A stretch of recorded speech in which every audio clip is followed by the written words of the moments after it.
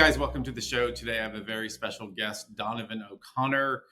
His story is just another testament to God's amazing power and grace. Donovan O'Connor was involved in all sorts of destructive behaviors: vandalism, drugs, drinking, male prostitution in Los Angeles, where very prominent Hollywood men would hire him. You would know of these men. I'm not sure we're going to name them or not, but it's just another story of God's grace. And by the way, if you have kids in the room, you might want to ask them to leave because this might get a little bit graphic. But please welcome Donovan O'Connor. Welcome. I'm happy to meet you, Becket. Glad to have you on. You have a wild story of God's grace in your life. So let's talk about your childhood. You say you moved around a lot as a kid. You were always in fights. Your dad was encouraging you to fight. Oh, tell us about your childhood, because it seems pretty kind of destructive. Yeah. Well, both of my parents, unfortunately, are alcoholics. They drink a lot. Both of them were smokers. My mom smoked 4 packs a day of cigarettes. She would chain smoke, literally pick one up and then just smoke the next one, smoke the next one, nonstop. My dad, he was smoking for a while, but then he quit, which was good. Both of them had worked for the Union Pacific Railroad when I was born. And then my mom quit it and started working other jobs, but my dad continued to work for the Union Pacific Railroad. And so his job would entail them calling him and saying, you need to pick up and move to Omaha, Nebraska. You need to pick up and move to St. Louis, Missouri. You need to pick up and move to Kansas City. So they could call him at any point in time and say, you need to pick up and move out. That's it. And that would be it. So we moved a lot. But for the first 7 years in Cheyenne, Wyoming is where I was born. And for the first 7 years while I was there, pretty, I mean, I thought it was pretty normal childhood. Of course, things weren't totally normal. But I had family out there. I had my extended family lived in Denver and in Cheyenne. So when we moved, we had to leave. We had to leave all that behind. That was kind of hard doing that. My parents would always encourage things that weren't good. I call my parents. I do love my parents and I hope the best for them, but I call them crinos, meaning Christians in name only, because they tend to say, oh, I believe in Jesus, and they would tell me, you believe in Jesus, and I'd say, yeah, and they'd say, okay, well, that's all you got. You're good. That's all you got to do. And so I took this attitude of, I believe in Jesus, and I proverbially kind of kicked my feet up on the table and put my hands behind my head and relaxed in the chair and ate my Doritos. And sure enough, God came in and just I got that chair kicked over and choked down on that Cheeto. My whole life was pretty rough. So and it was mainly because I took that bad attitude of, well, I'm a Christian and I'm good. I don't even need to read the Bible.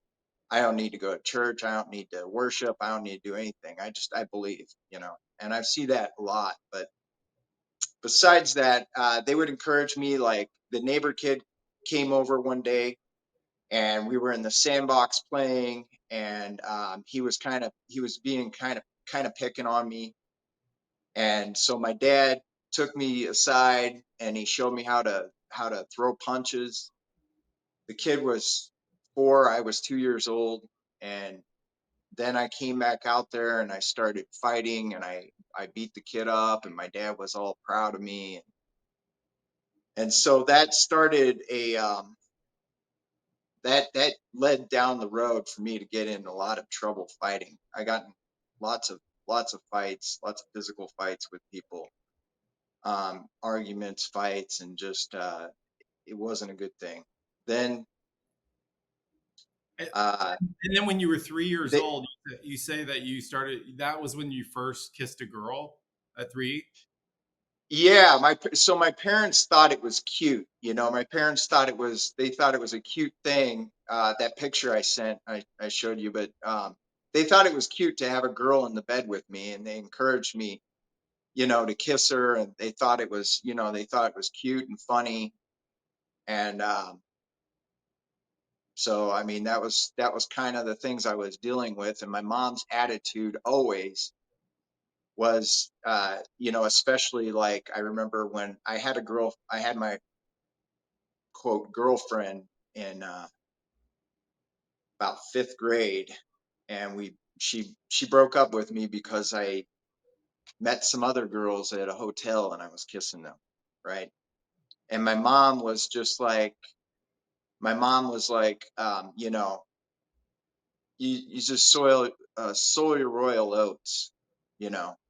Don't worry about that, You're just gonna be lots of girls, so don't So your worry mom about was it, kind of It's encouraging this kind of behavior. yeah, kind of encouraging, kind of an encouraging um, way with it, and I remember at that point in time that I started going to church for a little while with the neighbors. I met a neighbor kid, and he was a Christian. He said, "Hey, why don't, you're a Christian? Why don't you go to church with me? Let's go to church."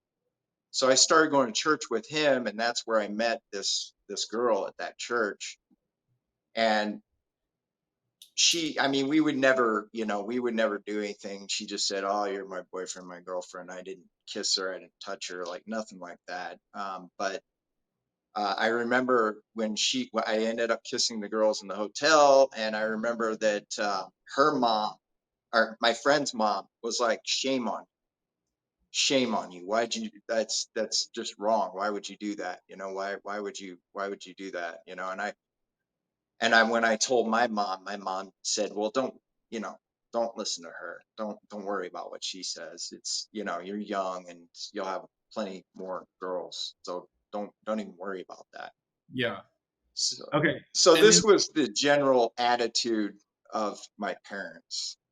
And they were very verbally abusive to me. I remember when we moved, I was always the new kid, right? So we would move. Not only would we move, but we would move several times within a city. So when we lived in Cheyenne, we moved twice. When we lived in Omaha, Nebraska, we moved 3 times. When we moved out to Missouri, we moved 2 times. So we were always moving around. It was constantly moving, and I was having to go to different schools. And so I would always be not on the same page with them, with their curriculum. And so I was always behind, and I didn't know what I was doing, and I would get teased by kids. I would get bullied. Teachers even were could be could be pretty mean to me sometimes. One time a teacher said, she would call out the grades in the class of the tests that people got, and she's like, A, Donovan F, and like I was like taken back by that. And then my dad saw my report card, and he's like, F is for, and you'll always be a, you know, and so I had to deal with that abuse from them. My mom got mad at me and started punching me when I was 10, just started hitting me.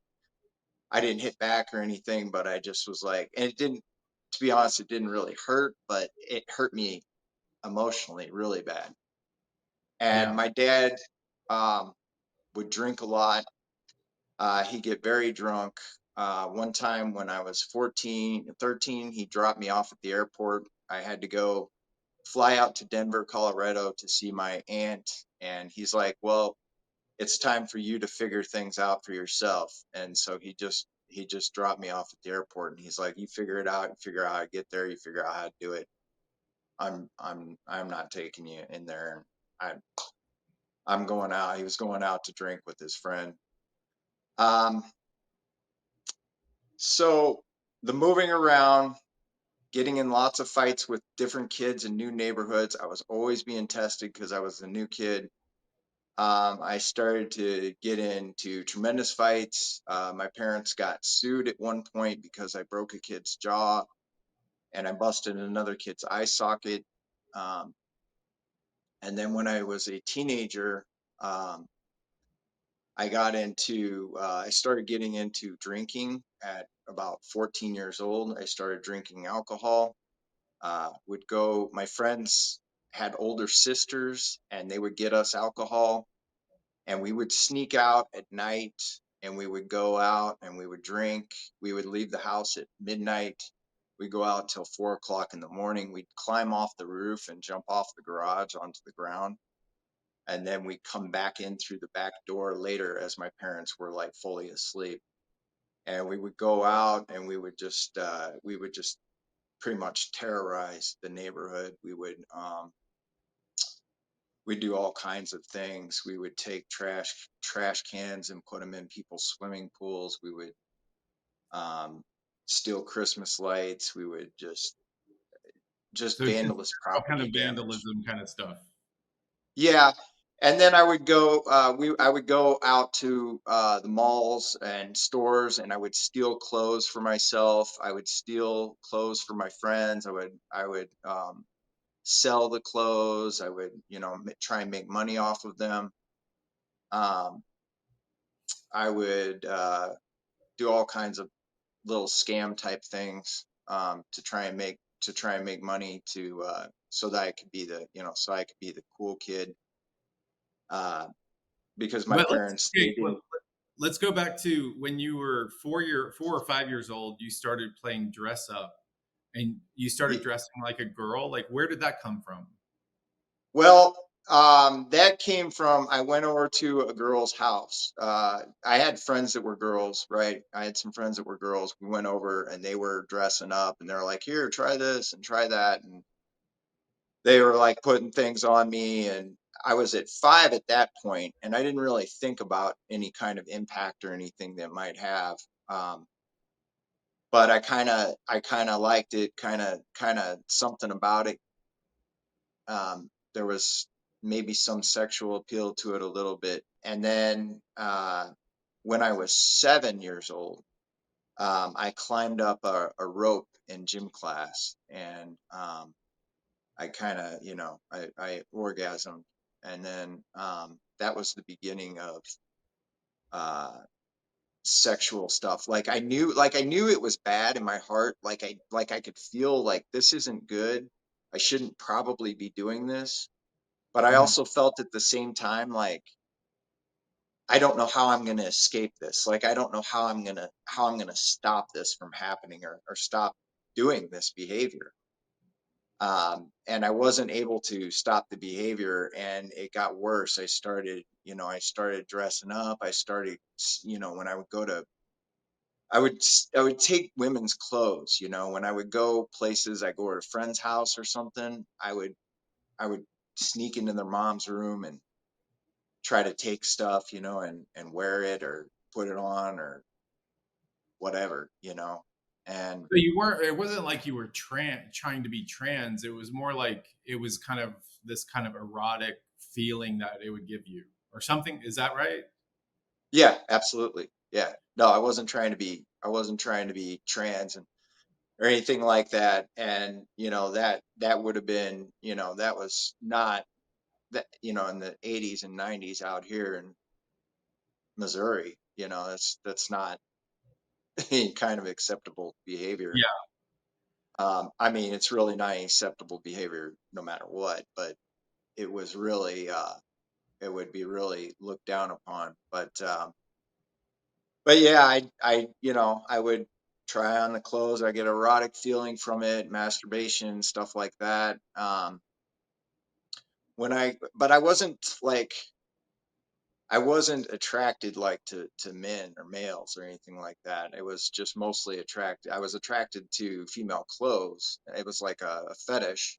Mm, And I was also attracted to females too.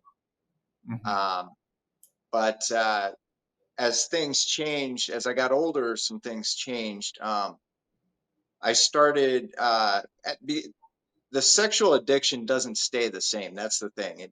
It starts in one spot, and then it's demonic in nature, Yeah. and it takes its course, and it sends you. The beginning might be something vanilla, like looking at a Sears catalog, and then the end of it is you might become child, into child pornography or something like that. I mean, that's the real end of it, the spectrum of it. It's sexual. Um, it's basically it's sexual addiction, and it it takes you where you don't want to go. Yeah. Um, so at when I became a teenager, uh, we used to go out and meet girls. We try and get as many girls as we could. We go to movies and we'd see how far we could get with them, and we compare notes with friends. When I was 15, I met a girl, or when I was 17, I was 15. I guess when I was 16, I met a girl in high school. She was a year and a half ish younger than me. And I ended up getting her pregnant. Mhm. And that whole thing was really kind of crazy. I ended up, I was always cheating on her. I was just looking to have as much sex as I could, is basically what it was. I was always looking to try and have sex as much as possible. She broke up with me and was dating one of my friends, and I met her sister, and I went out with her sister, and we had sex. And then when we came back, then she wanted to get back together with me. Then we got back together, and she got pregnant. And then I ended up meeting another woman, and then I ended up leaving her. And she said she had a miscarriage. I found out just like a couple of years ago that she was actually an abortion, but I didn't know at the time. Um, I didn't I didn't really want to do that. I was not at that point. I was like, no, we'll figure something out here. Um, but So she you had a didn't miscarriage. are you saying you didn't want to have an abortion? I didn't at the time. No, at the time I said, we can give it up for adoption or we can do something else. I Mm. wasn't really wanting to do the abortion at that point. So she And ended then up doing that. And and then when what you were you were saying? 18, you started doing steroids, and that's when you got arrested for the first time, right? Yeah. So from like 14, when we started sneaking out and doing vandalous acts, until probably 18 years old, it got worse. It progressively got worse. I mean, we were out blowing up cars. I mean, we did crazy stuff. And I got arrested for stealing at that point. I was drunk and I had smoked weed and I was out with my friends and I was too intoxicated to go home. And so they said, hey, you can ride with us and we'll go. And I rode with them and they went out and we were stealing. And they were like, can we put some of the merchandise in your car and we'll give you a cut of it? And I said, yeah.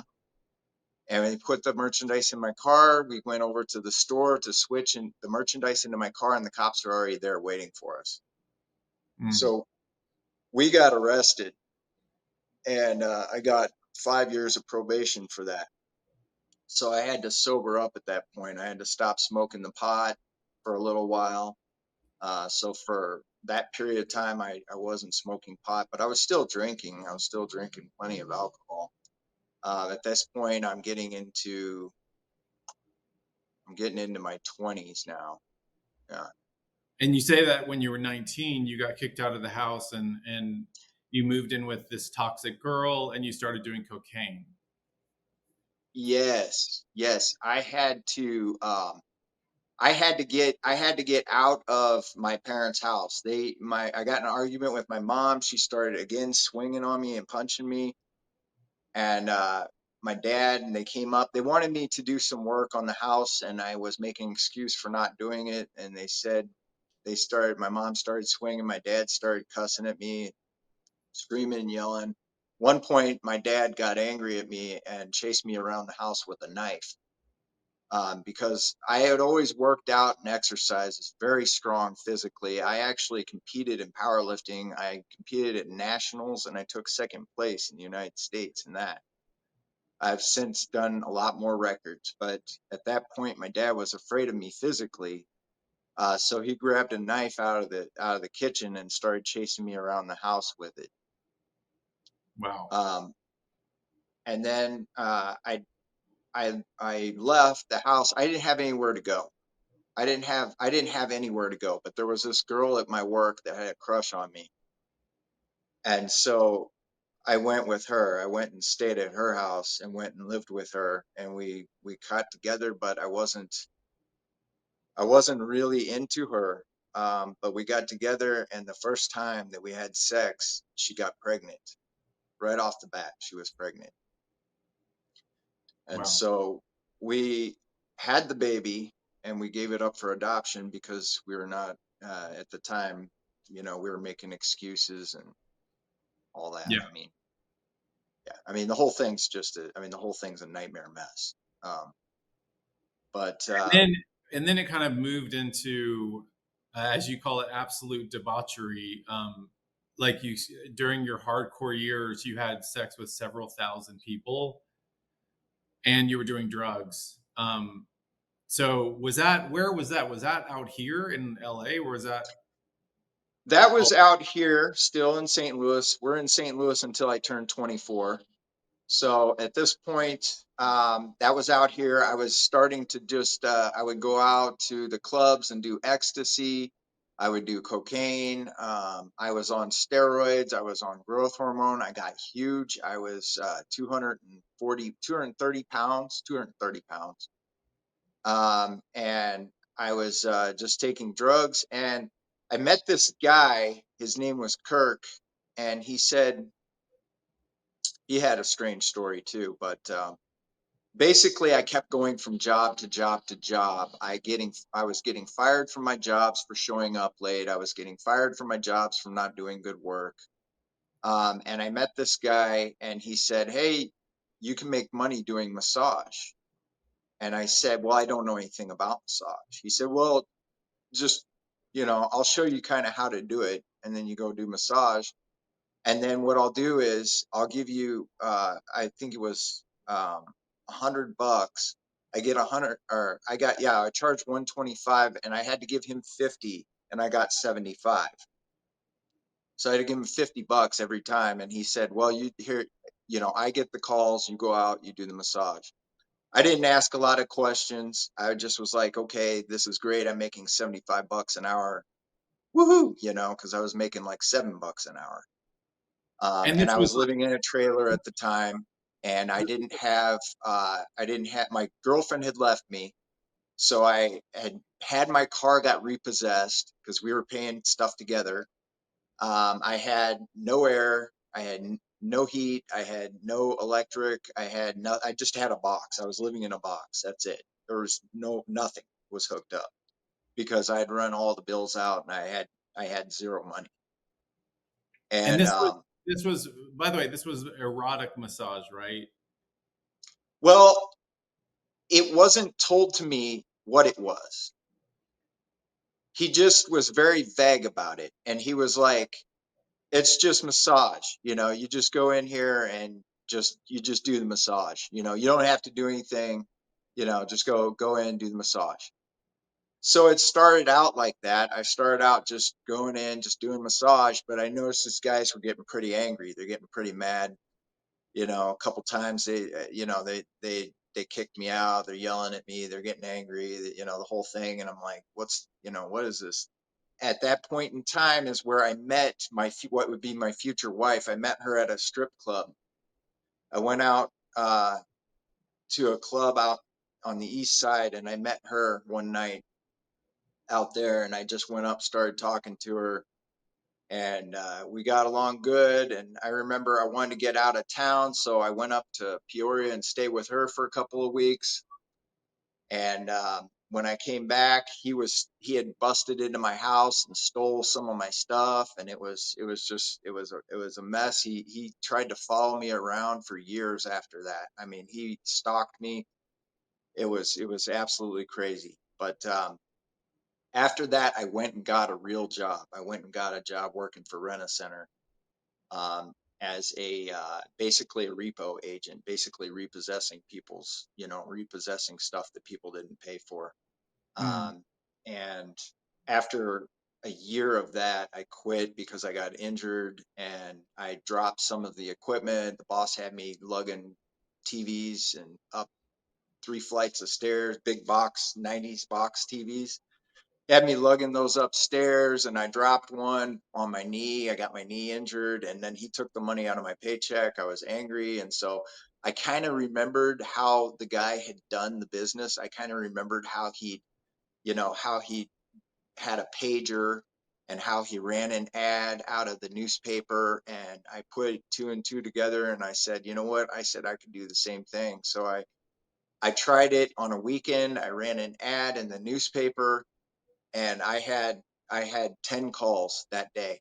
That Saturday, I had ten clients lined up that Saturday ready to go. And by the end of that weekend, I made more money that weekend than I made in the entire month working at Rent a Center. And So, so what do you mean by the clients? Were they what did the clients want from you? it was just the massage business, but Okay.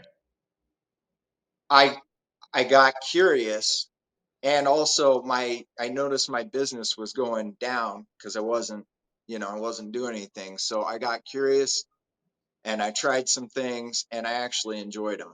And then I was like, okay, this is a real problem now. So then it was a it was around that point that I was still dating the girl at this point, right? I was still dating her. Our relationship was hard. It was tumultuous. We were off and on. She was dancing in the club. She left me at one point, said she met some guy and she wanted to go with him. Then she came back and said, "Oh, the grass is not greener on the other side. I want to stay with you." And I mean, it was a wreck. Mm. So I ended up getting back together with her. We moved out of Missouri when I was 24. One night we were just sitting around in our apartment. And we said, "What do you want to do? You want to go visit my uncle in Chicago, or we want to go visit my friend in California?" She's like, "Let's go to California. Let's go visit your friend in California." We got in the car. We drove out to California. On that night, we left at 10 o'clock at night. We stopped in Joplin, Missouri on the way out. And I woke up the next morning and my friend's like, "Turn on the TV right now." And I said, "Why?" He said, "Just turn on the TV and watch it." And so I turned on the TV and I saw the jet flying right into the building. Wow. That day was 9/11. Yeah. And I remember it distinctly because I remember the gas went up in Oklahoma driving out. It was like $9 a gallon. It was crazy. We Mm. stopped in Las Vegas on the way out and we got married. We stopped. We went to Vegas that next day. We stopped and we got married. And then we went into Los Angeles and we stayed with my friend for 2 weeks. And at the end of 2 weeks, we were like, why are we back in Missouri? Let's move out here. It's beautiful. The weather's great. Fitness, because I was very into working out. Fitness scene was awesome. The weather was perfect. Why don't we go live out there? So we left and we went out there. We came back. We came back to Missouri for like a month and kind of tied up our loose ends.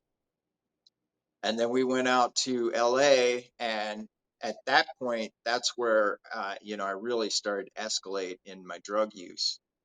I went from doing I went and doing more cocaine.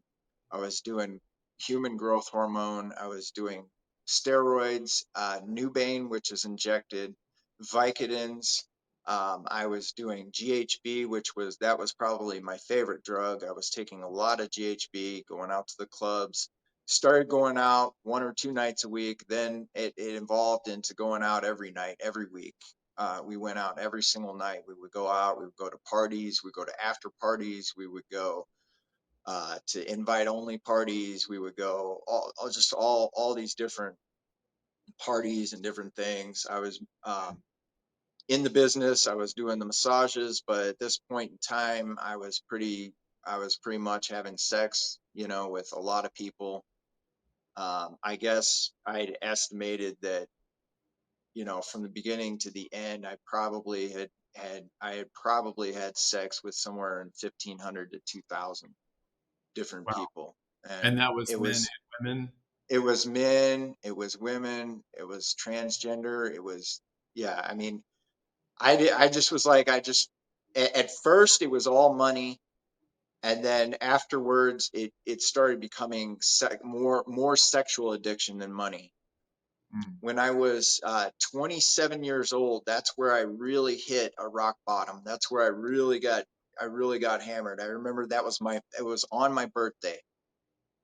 It was on my 27th birthday. I went out and uh, I did earlier in the day. I took some Vicodin and some Nubane, and I was on steroids. I was on growth hormone at that point too, always on it. I went and took some Nubane. I took some Vicodin, and then I went out. I got a gram of cocaine, which is basically was like 16 lines, and I laid them out. And I started doing it. I snorted all the cocaine. I did started drinking alcohol at the bar, and then I remember the night was just going by really quick. It seemed like it was just going by too fast for what I wanted. Um, and I remember I was at the gym. I was working at a gym part time too. At this point, I was working at a supplement store slash gym, and the owner was like, "Hey, why don't we go back to the gym and we'll have an after party at the gym?" So we went back, we opened up the gym, we were having the after party at the gym, and he laid out some coke. He said it was pure Colombian, coke, and I was like, okay. So we did a line of it, and then everyone all of a sudden was like, yeah, I'm tired, I'm going to bed, we're leaving, we're heading out, and I'm just like, I want to party. And my wife had gone home, and it was just me and my friends. The owner's like, okay, we're leaving. So I went outside and I walked home, and on the way home, my heart was just pounding. I mean, it was absolutely just, not only beating fast, it was beating very hard, just thump, thump, thump, thump, thump, thump. And I was just like, I was freaking out. I remember I walked into my house that night, or my apartment that night, and that was the first time in 15 years that I had even looked at my Bible. And I always had my Bible too. I always had it by my side. And I just picked it up and I started trying to read it and look at it, and my breathing was out of sync with my heart rate. It was getting out of sync with my heart rate. I was starting to feel chest pain. I was starting to like kind of hallucinate. And I just said, and at this point in time, my wife was also pregnant with a child. And I said, Lord, I said, I know I don't deserve it. I said, I know I have not done anything at all for you whatsoever. But I said, can you please help me in this situation? I'm gonna die. I'm gonna drop down right here, and I'm gonna keel over and I'm gonna die because my heart rate is going 185 for hours, and I'm going to drop dead, and there's no way I can maintain this. And I remember I went and knocked on the door, my wife's door, and I said, "Hun," I said, I think I'm having a heart attack." I said, I think I'm dying right now. I think I'm actually having a heart attack from the coke." And she said, "Okay, let's go. Let's get into the car." I could barely get in the car. I actually wanted to try and run to the hospital, which wasn't very far. It was like a couple blocks away.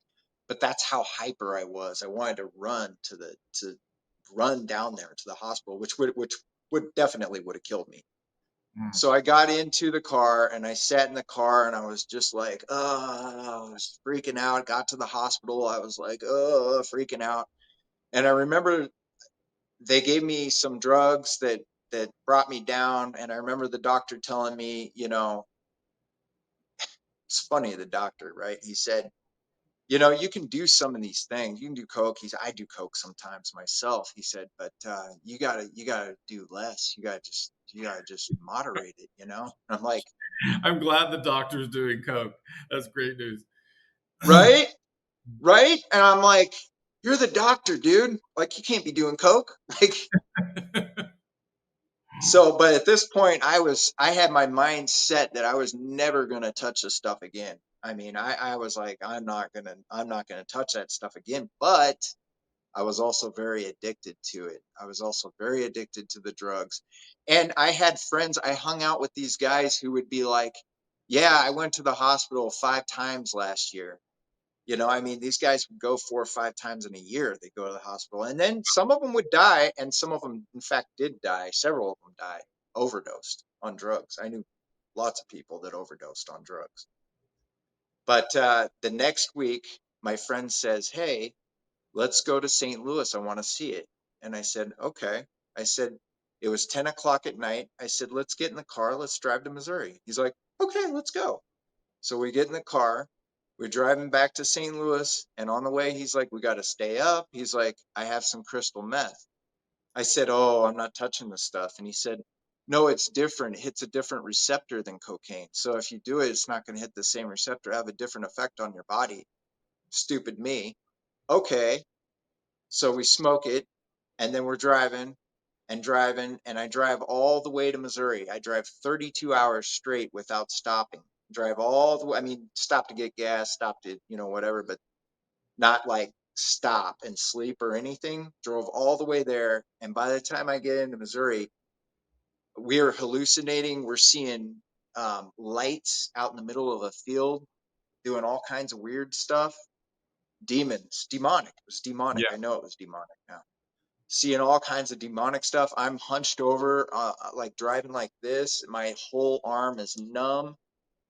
I'm knocking on death's door. I mean, I'm playing tag with Saint 100%. And we get out, we get to the hospital out here, and or I got to my parents' house.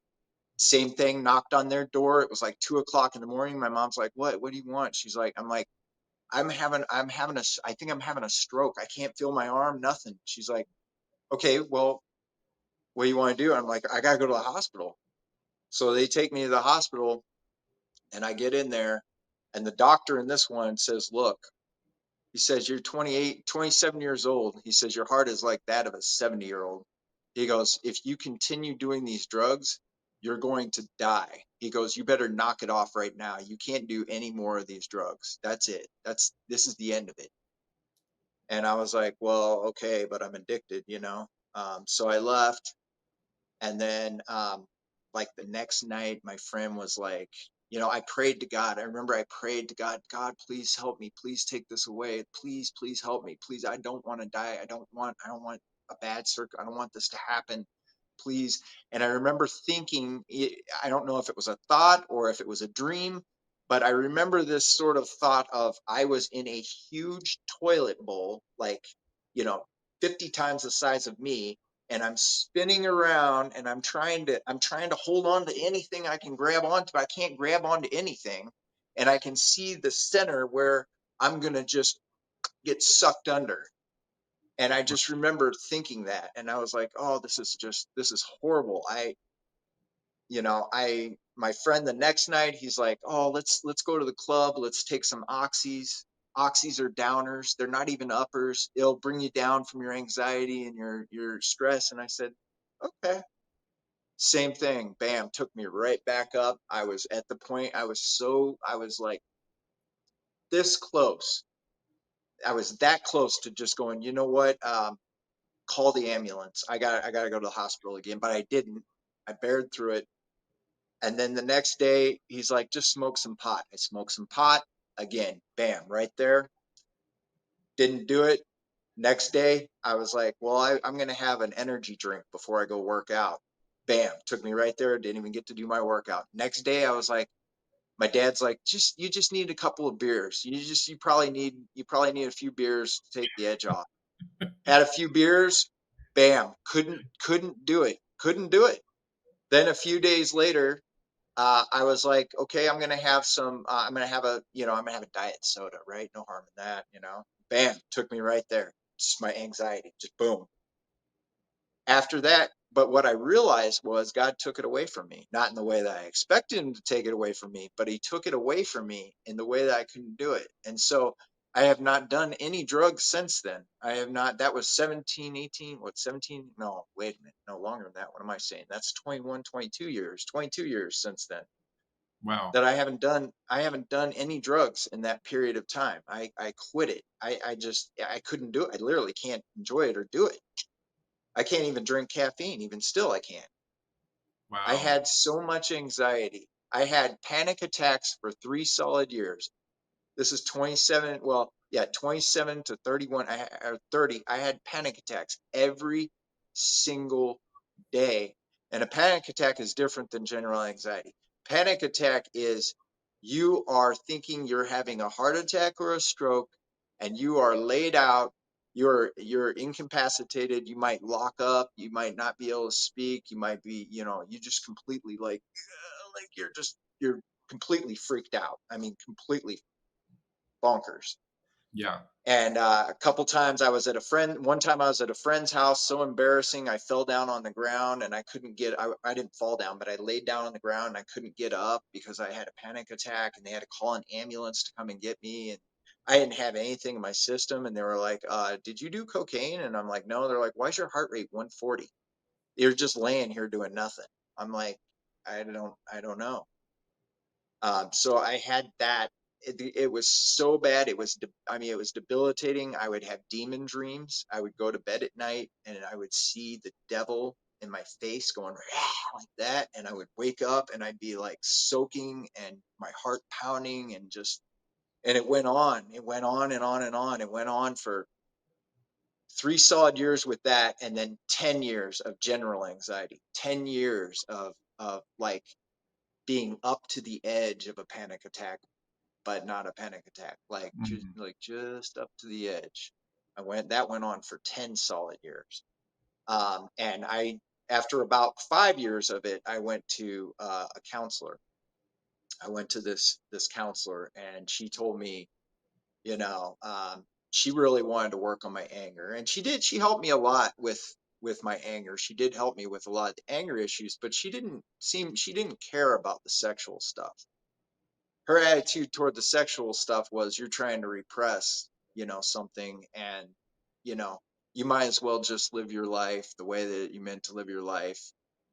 And I was like, no, I don't feel good about the sexual stuff. I don't feel good that I'm doing these sexual things, right? But after I quit the drugs, I pushed more into the sex. So that's, I at one point, so I was still married, but I met a guy and I started dating a guy. He was just, to my wife, he was my best friend, but there was, we were doing things, we were having a relationship, and I had a mistress too that I went and lived with for a while, because I separated from my wife.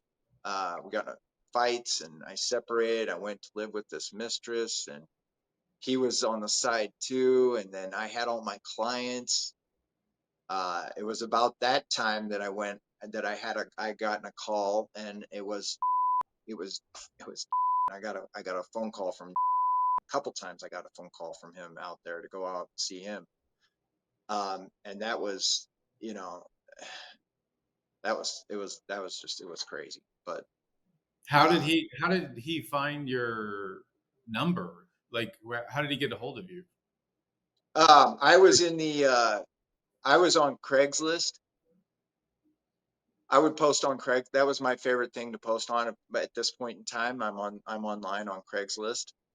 I'd run an ad, and but somebody else saw me and then recommended me to him. is how that happened. I think. I don't think I don't know that he was, he might have been or might not have been. I don't know, but that's how I got referral to him by someone else. They said, "Hey, I know this guy that would really like to see you. I know, and you can make a lot. You can make just an insane amount of money if you go over there." But something told me that it wasn't good. Something at even at that point in time when I was doing stuff with anybody, I wouldn't. I didn't. I wouldn't do what he wanted to do, and he got very angry with me. Um, I went in there and he's like, here, he's like, as soon as I got in there, he was like, "Hey, here's some pills," and I was like, I I don't want them because at this point I'm not doing drugs anymore and I'm having anxiety. He's like, well, he's like, "Come in here." He's like, "Smoke some pot with me," and I'm like, "No, I don't smoke pot." And he's like, "You gonna do a line? You gonna do something? What are you here for? Why are you doing? What's going on? What are you, goody two shoes? Like what are you doing?" And I'm like, it was very demeaning and very mean. And then we went to do the massage. He was asking me to do something. I said I'm not going to do it because it gave me, it just didn't, I don't know, something was off with it. Something didn't seem right. I had a really bad feeling. And he went over and he grabbed his wallet and whips out $500 and goes, "Get out of here." And I'm like, "Oh, cool. Okay." Wow. And so I left. He ended up calling me again later on. A few months later, he called me, I guess, to try and get me to do it again or whatever. And he's showing me videos of him with uh, Bill Clinton and Obama and political leaders and all kinds of stuff. And so, this stuff they talk about going on out there, I know it's going on out there. I know what's going on. Absolutely, stuff's going on. All kinds of stuff. But Videos with Obama. yeah, him just meeting with him, just hanging Okay. out with him, Okay. like, Yeah. Like, oh, just this we're basically hanging out together, we're friends, trying to show that you kind of that thing. he's important. Yeah. Yeah, wanted to show me how important he was, because he's trying to get me to do, whatever with him. He just wanted to impress me, but I had the opposite effect on me because I wasn't like, I don't know, I just didn't want it. That part I didn't want it. I don't know. Something, something about it. I didn't feel good even at that point in time. And I wasn't, I wasn't at my breaking point where I was following Jesus, but there were things that I saw that I was like, I was starting to see the real dark side of this, right? I was starting to see the real spiritual darkness in high places side of this. Mm. And this started to kind of open my eyes to go, huh, there's something to this Bible. There's something to the word. There's something to it. Because when I was in Missouri and everyone was like, "Yeah, Jesus, yeah, yeah, I love Jesus," and everybody was just like, "Go to church," and like, but it was shallow, and it was empty, and I was like, there's got to be something more to this, but when I read the word and I look at culture, the two were like opposite, and I'm like, how does the Bible fit into today's world, right? But when I started seeing the actual dark side of it from that end, I started going, this is really interesting. These people are really pretty corrupt, and it makes me wonder, like, it makes me see like all this darkness they're talk about, like it's real, right? It had to be real. I lived, I always thought that it wasn't, I thought I was the worst, and I thought, well, this is, you know, it's I guess I didn't believe it. I guess I wasn't fully believing in the Lord, but I started to really believe it when I started going these dark, seeing these dark things and with the dark clients and meeting people that were, had a lot of money and seeing that the way that they really act, not the TV way that they act, but the actual real way that they are, I started putting it together and going, man, this is something, man. This is really a serious thing that I need to think about. The other thing that's interesting is that, out of all these people that I met, I never got HIV. And So so, and then you left your wife, and you ended up meeting Monica. So how did that happen? so how that happened was I met Monica way before that. I met her when I was training at at the gym, and she was my client. I was a trainer. But there was nothing between us at that period. She was with someone and I was with my wife. Then after me and my wife had separated, we've been separated for years. Um, she came over one day. I had my son over there, and she came over and she put a card in there, and she said, "Hey, at this point, my wife was living with another man, and I was dating three or four other girls. I was dating a transsexual too. Um, and I actually introduced my son to this transsexual too, which I'm really like, ugh, I regret that. But I was dating, and Monica came in. She said, "Hey, why don't you come over and we can have a date?" And I thought about it first. I was like, I don't know if I want to do this because I'm dating these other women. It's getting to be a headache. And I said, well, okay. I said, all right, I'll give it a shot. I went over to her house, and she cooked me a chicken dinner, and she was normal, and she was very normal to me. And she cooked me a chicken dinner, and I just wanted to be normal. I just wanted to be like, I was getting over it.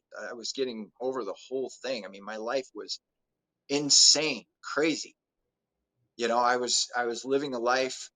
I was also a trainer at the gym at this whole time too. So I was trainer Donovan, and then I was Brad, the masseur at night. So I had two different worlds going on, and I just wanted normal. I just wanted to feel normal.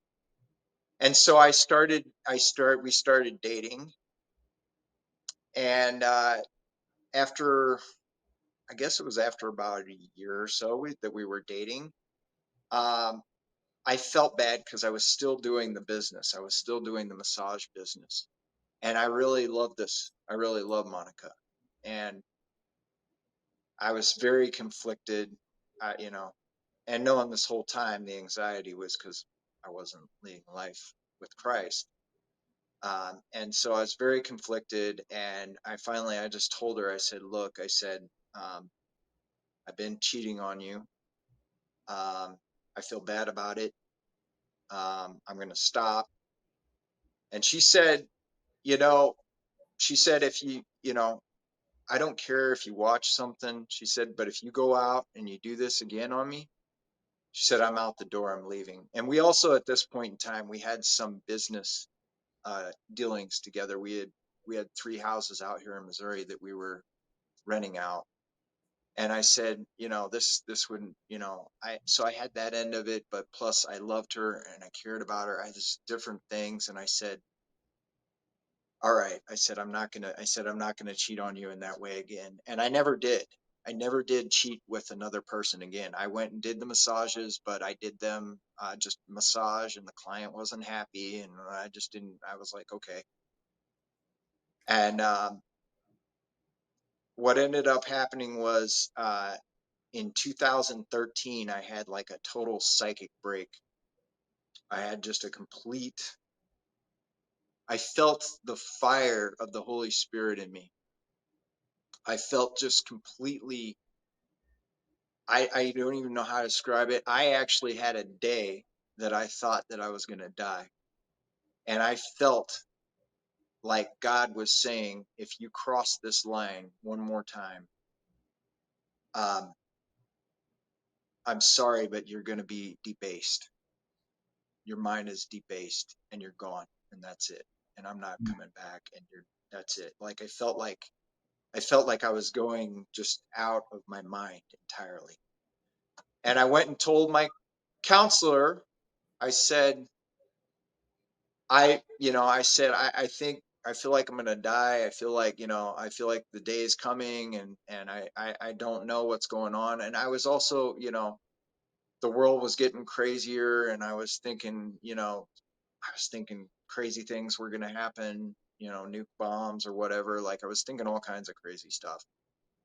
Um, and part of that's not without precedence, but I was thinking crazy things, right? And so she said you have to go to a psychiatrist, the ones that prescribe drugs. And I said, I was not liking the idea of drugs. So I went to this psychiatrist and I wasn't sleeping well either at this point. And he said, "Oh yeah, you're thinking this, you're thinking that, the end times, the Bible stuff, the biblical, yeah, and this, that, and the other, yeah. So I'm going to give you a script for Seroquel, and I'm going to give you a script for something else." And I went and looked home, and I looked at what Seroquel does, and it's not good. I mean, it just turns you into a zombie, basically. Mm. And so I said, you know what? I said, I'm not going to take that. And I went back to my counselor and she said, how was it? I said, I'm not going to take it. I said, I'm not going to take those drugs. And she said, well, I know it's been 5 years we've been together here, but if you don't take those drugs, then I can't see you anymore. And I said, look, I said, I feel in my heart. I go, what do you think about the Bible? And she goes, well, I think it's a book of fairy tales, to be honest. I don't really I don't believe in it, and it's kind of, I mean, it's been proven that it's not legit. Like it's been shown that it's actually not a Yeah. legitimate thing. Yeah.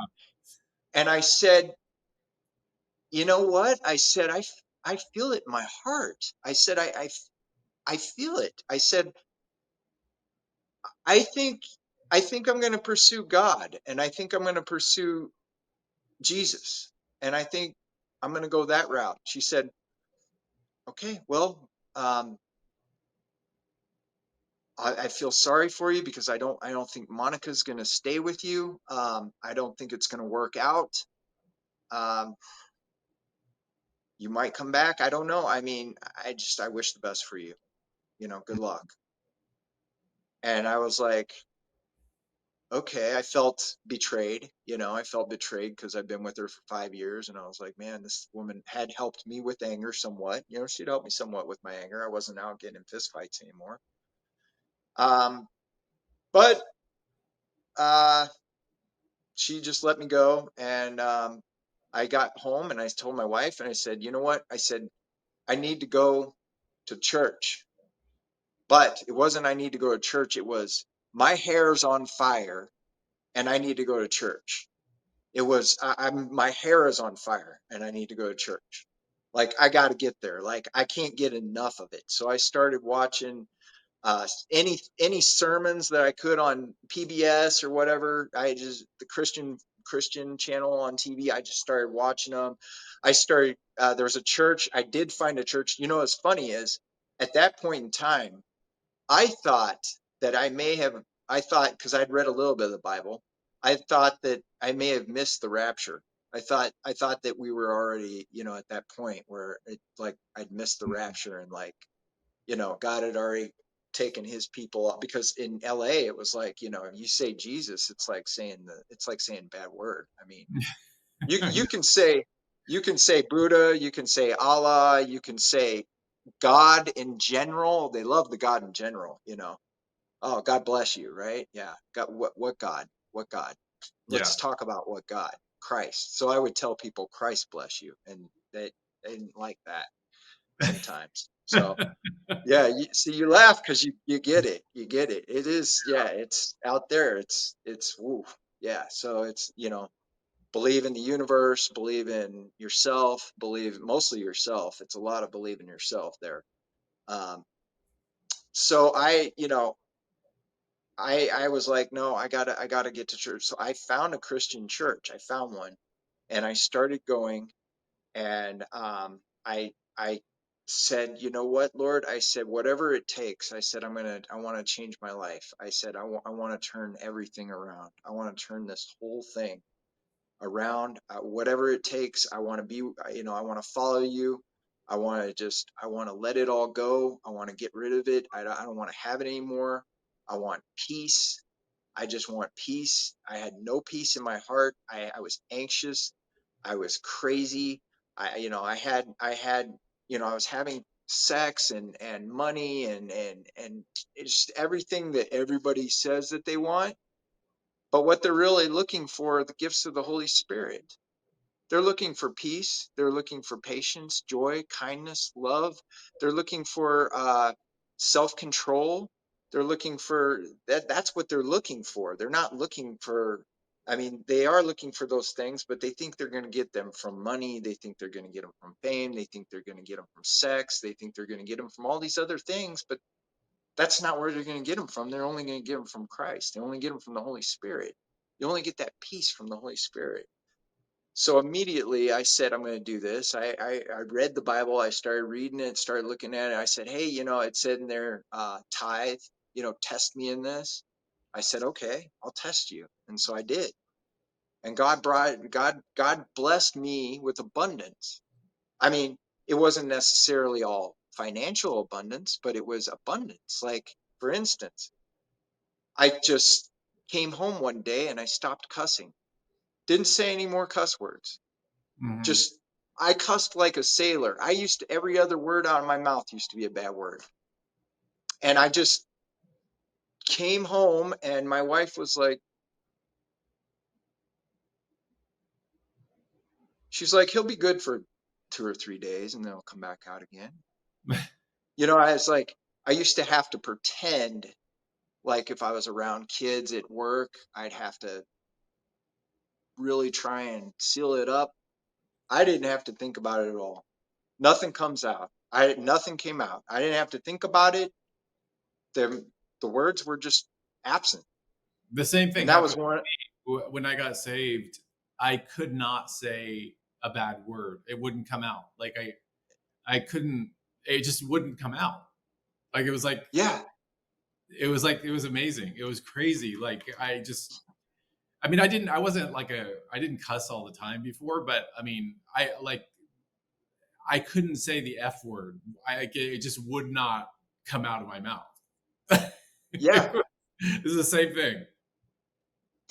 yeah. That's. I mean, that's how I was. It just wouldn't come out anymore. It just went away. And I was like, this is only the Holy Spirit that can do such a thing as this, because I didn't have to think about it. I don't have to consider what I say. I don't say it, right? And it's great. I love that. And so, um, and you ended up marrying Monica, right? And I ended up marrying her. Yeah, and we ended up going to that church for a little while, but then we ended up shifting gears. We bought a condo because we were out there and we were like renting, and we were like, we got to get our foot in anywhere. Like, doesn't matter. We got to just get property. So we ended up buying a condo. We were in Sherman Oaks. So we ended up buying a condo out in Lancaster. We bought a condo out in Lancaster and we moved out there, and it appreciated. It went up 40% in a year and a half. We sold that. We bought a house. It went up 40% in a year and a half. We sold that. Yeah. So it was blessed. It was a great thing. And then besides that, we went to a church out there. We started going to church out there. Now we had some rough times in our marriage. I mean, our marriage it was rough. It was pretty tough until, I mean, we really haven't got it on track until, I mean, we really haven't gotten it good on track until probably about 2 years ago. I mean, mm, where it's really been, really starting to come together in a good way. So, and I mean, we've been married for 10 years now. So it's been rough. We've had some rough patches. Um, let's see here. Uh, then you had a daughter. Yeah, yeah, Allison. Yep, she's just lovely. She's 9 years old. She's 5 feet tall already. So yeah, but Nice. she's just amazing. She's so sweet. She's so joyful. She's known nothing about my past really, just that I'm raising her. I mean, I'm gonna tell her, I'm gonna reveal things to her as she gets older, but she's a little young for knowing everything. But she's just full of joy. She's just a blessing to be around. She's lots of fun. She's always very, she's just joy filled and And then you got loving baptized as well. loving girl. Yeah, she's a loving girl.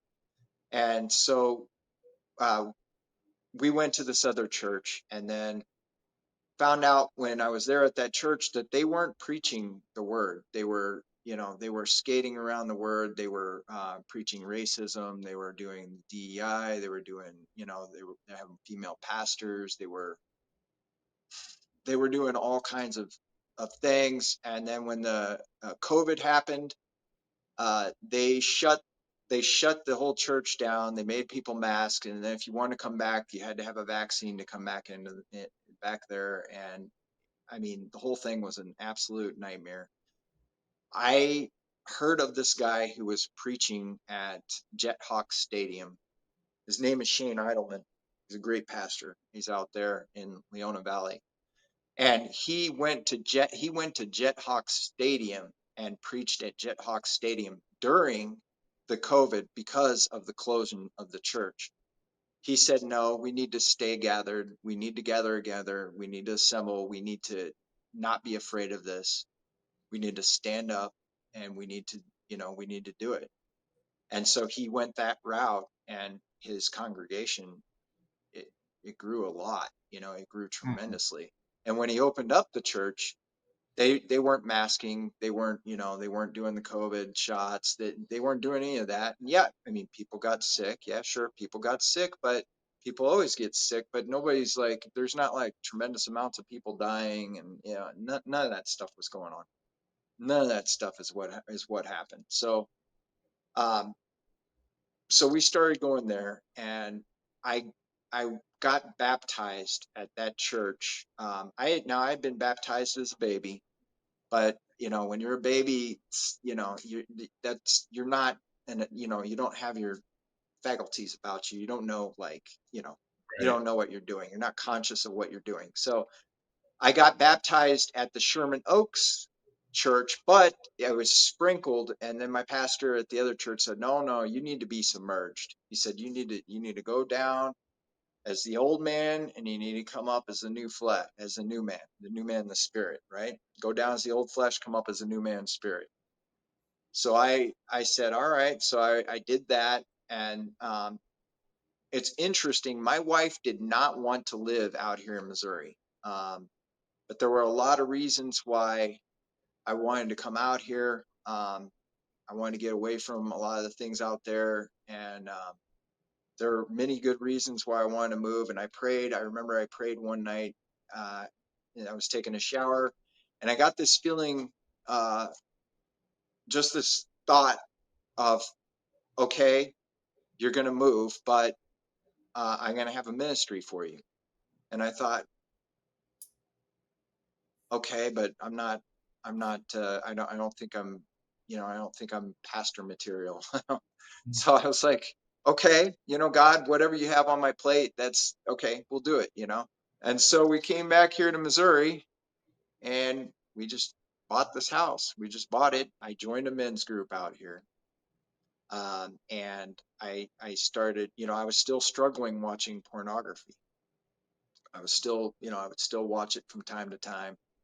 I would slip up. I'd girls walk by. I'd still be, kind of checking them out. And I said, God, I can't have this. So one night, it was about 2 years ago. I just broke down, and I spent about a couple hours crying in my basement. And I don't cry very often, but I'm crying a lot more now, but I wasn't, I was highly unemotional until I got to be my age, but I was just crying. I mean, I was weeping, just sobbing, crying for hours on end, saying, Lord, I'm 46 years old, and I want to give this sin. I don't want this sin. I don't want to have anything to do with it. I don't want it anymore. And just praying, and what I got back was go to the men's group at the church, which is Men of Focus. Go there and get in the class.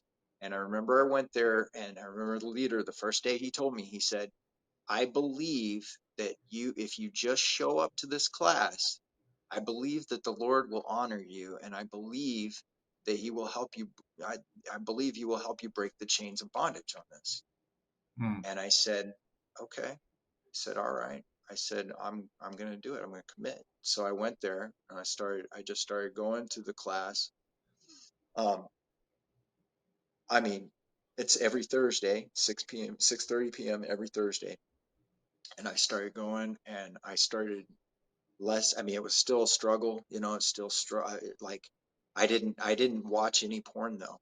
I didn't watch any porn. It was a mental struggle, because I wanted to. I struggled through it, but what we're talking about here is the renewal of the mind, which is biblical. Hmm. Corinthians 6:11 or 6:9 through 11 says, uh, some of you are drunkards, alcoholics, liars, deceivers, deceitful, uh, uh, homosexuals, um, But you were lost. sodomites, You were, the yeah. whole gamut, the whole gamut. It goes through the whole gamut. Will not inherit the kingdom of God. Will not inherit the kingdom of God. But when you get to 10 and 11, it says, some of you once were. Some of you once were. Meaning that you can renew your mind, that you're not stuck in this. You're not stuck in it. You can renew your mind. Hmm. And so I started reading that verse and started really studying and looking at it and going, okay, so God's providing a way out here. There is a way out. It's not, society says you're a drunkard. Society says you're this, you're that. It's all a sin. And you're not that. You're a child of God. That's what you are. You're a child of Christ. You're a child of God. That's who you are. When you become born again, the Holy Spirit, you're a child of God. You are not an alcoholic. You're not a whatever Yeah. they want to call you or label you. That is not who you are anymore. And so you can renew your mind. Up until I think up until like the 90s or the 2000s, it used to be, oh, you're this. That's it. You're the drunkard. You're the drunk guy. You'll never fix that. You'll always be a drunkard. You'll always be it's a disease. It's a, Yeah. I don't believe that. I don't believe that. I believe that God can fix anything. I believe God can renew anything. I believe He renews our mind. It says, some of you once were, but you were renewed. You were renewed. So we are renewed. We are renewed creatures under the Lord. We're renewed. Yeah. And so I don't have that same struggle. I don't look at porn. I don't want to look at it. I don't even check out chicks when they're walking by. I mean, if I see an attractive person in front of me, I turn my head and I don't look, and I don't, and it gets easier and easier. Mm. It's hard at first. It's very hard at first, but then it gets easier and easier and easier to do. And the Lord, stands in the gap. It's a matter of you being willing to do it, but then it's also a matter of God helping you do it. So it's Yeah. like your best ability, you jump 3 feet in the air, maybe 5 if you're real athletic, right? And then God carries you over the mountain.